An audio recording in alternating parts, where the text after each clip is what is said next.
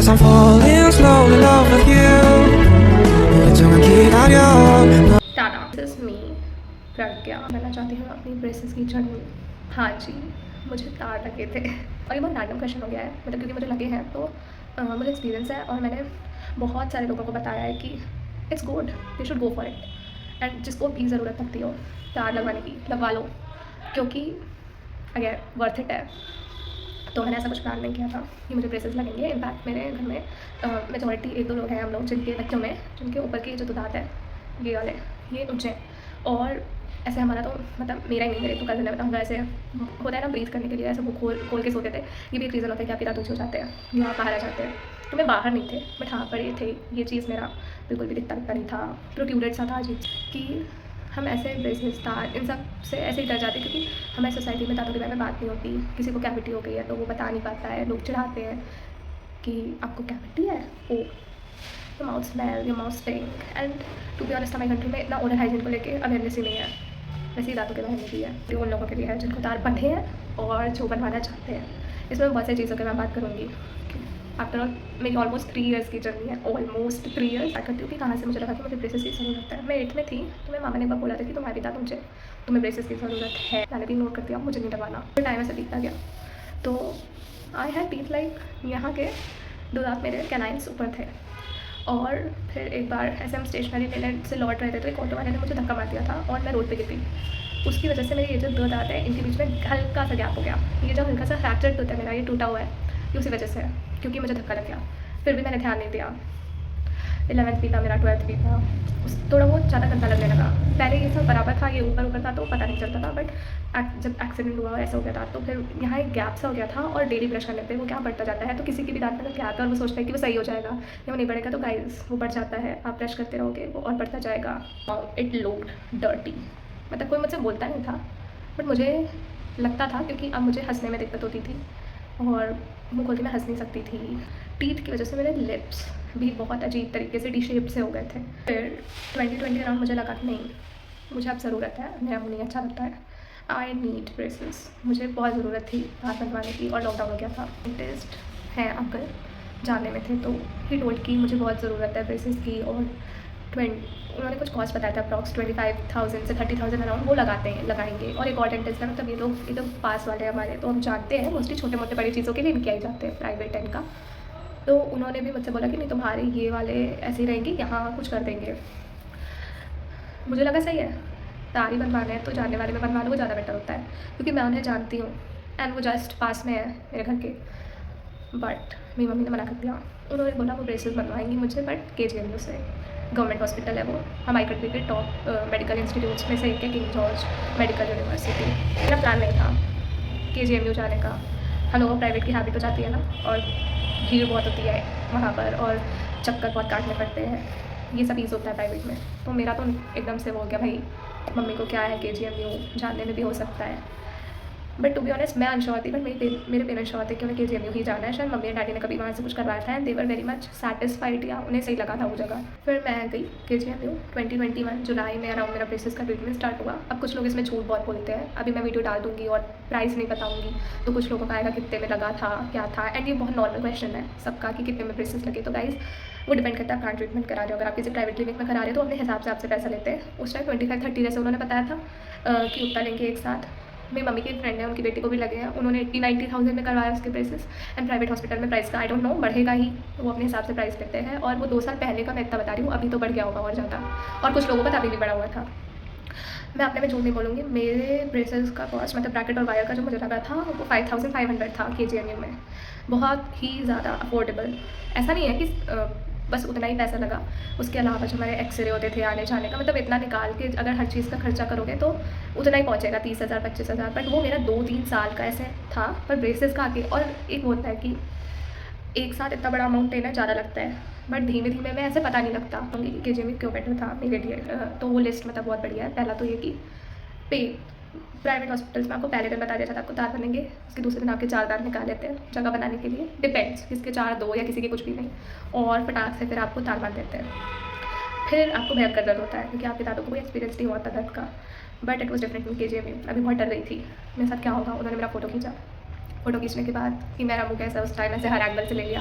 उसके बाद उन्होंने छोटे छोटे इलास्टिक रबर्स होते हैं वो मेरे दाँतों में यहाँ यहाँ यहाँ 4 जगह फिक्स कर दिए, मोलर्स और प्रीमोलर्स के बीच में, जो कि इनिशियली बहुत पेन किया क्योंकि वो दाँतों के बीच में था। बट वो उन्होंने बोला वो 1 हफ्ते रहेगा, जिसका मतलब ये है कि वो मुझे एक आइडिया दिला रहे थे कि ये पेन है और अब ये पेन मुझे बियर करना है तो तुम आदत डाल लो टाइप का। But it was helpful to be honest, क्योंकि फिर जब मुझे एक्चुअली तार लगे तो मुझे उतना तक नहीं हुआ, क्योंकि मुझे 1 हफ्ते में वो दर्द की आदत हो गई थी कि हाँ भाई अभी मेरे साथ होने वाला है या मेरे साथ यही होगा।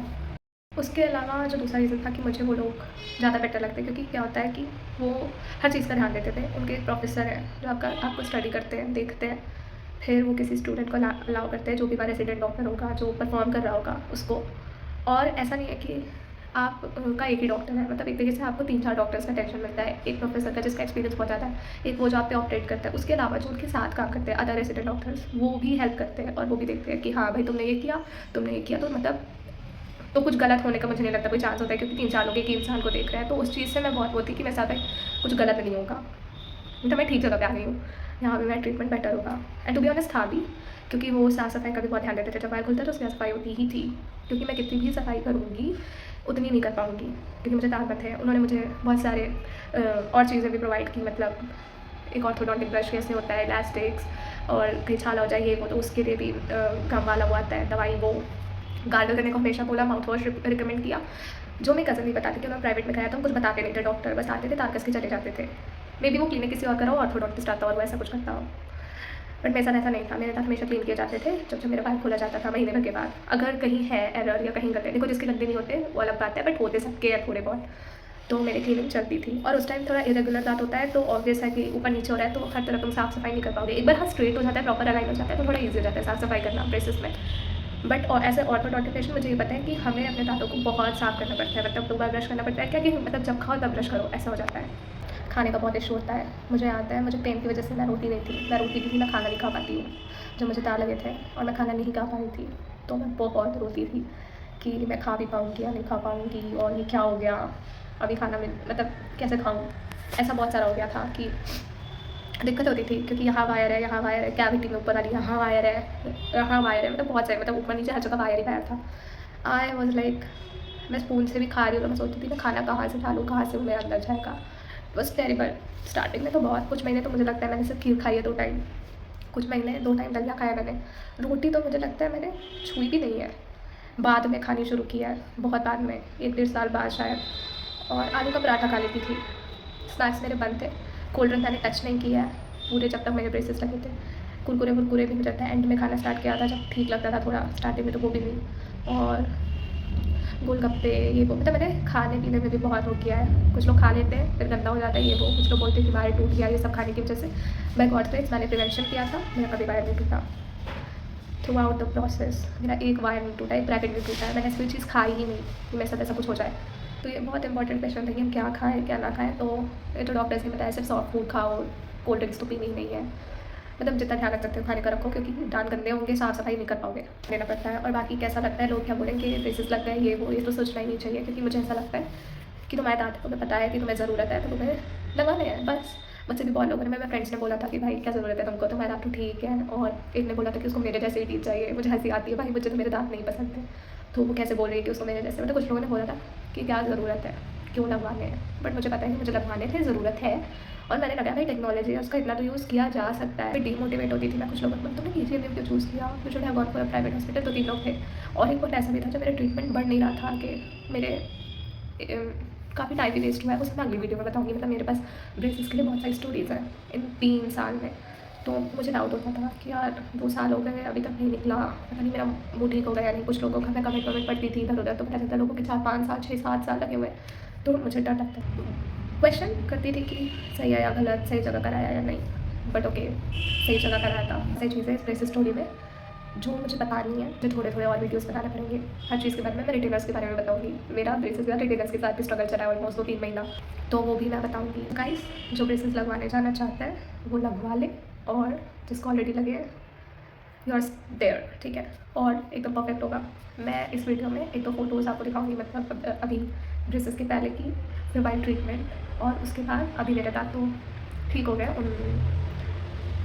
एकदम बराबर ठीक हो गए। उन्होंने बोला था कि इसको ठीक कराने को यहाँ कुछ कर देंगे वो लोग, बट मैंने सोचा नहीं, तो मैंने नहीं करवाया इसको यहाँ पे, ठीक, क्योंकि मुझे लगता है कि कुछ चीज़ तो नेचुरल, ऑलरेडी मेरा पूरा ये सब आर्टिफिशियली एक तरीके से कि ऐसा नेचुरली तो नहीं था, और ये किससे मुझे कोई फ़र्क नहीं पड़ता, जिसके लिए मैं कुछ अलग से फिर से कोई ट्रीटमेंट करा है बस फेड अप, तो मैं दोबारा किसी डेंटिस्ट के पास जाना चाहती नहीं। फर्क भी नहीं पड़ता है, मतलब इतने से क्या ही हो रहा है, कोई नुकसान तो है नहीं कि मैं अलग से कुछ करवा लूँ, मुझे नहीं करवाना था, मुझे अभी भी मेरे स्माइल परफेक्ट ही लगता है। इससे बहुत गंदा था पहले, अभी पुरानी फ़ोटो देख के मैं क्रिंज करती हूँ बहुत ज़्यादा, बहुत ज़्यादा, बहुत इम्प्रूवमेंट होता है। Go for it, if you want to have braces just go for it, लगवा लो, और जजमेंट वगैरह से मत डरो, बिकॉज यू नो कि तुम्हारे दांतों को ज़रूरत है। बाकी बहुत सारी चीज़ें हैं मेरी ब्रेसेस जर्नी में जो मुझे शेयर करनी है, जो मैं बाद में करूँगी और वीडियोस बनाऊँगी, तो so please like share subscribe and questions भी पूछ सकते हो जो भी अच्छा लगे दांत के बारे में।